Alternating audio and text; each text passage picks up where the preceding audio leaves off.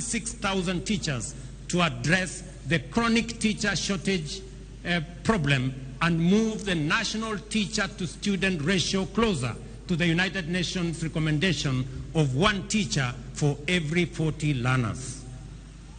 This December, we are hiring an additional 20,000 teachers, while our rejuvenated micro, small, and medium enterprise sector has generated 840,000 jobs this year. To address the urgent need to create opportunities for the hundreds of thousands of young men and women entering the labor market annually, we have expanded the employment opportunity spectrum and implemented strategies to secure jobs abroad to facilitate mobility and placement of suitably qualified Kenyans.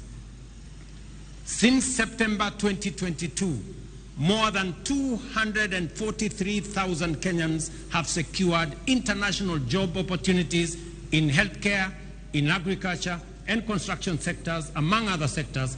In the last 2 months alone, 12,000 have secured jobs abroad.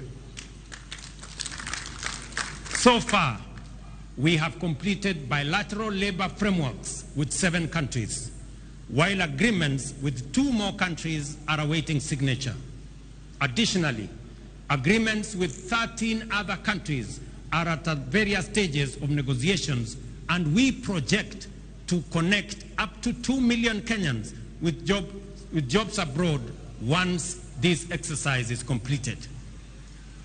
Our digital superhighway and creative economy program, which involves laying 100,000 kilometers of last-mile fiber optic infrastructure and establishing digital hubs nationwide, is designed to create digital jobs at the grassroots.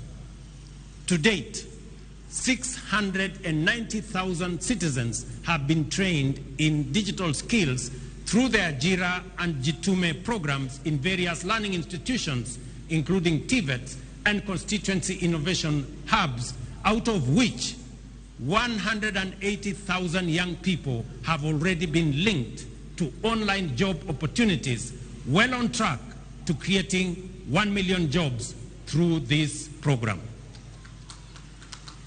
Our special economic zones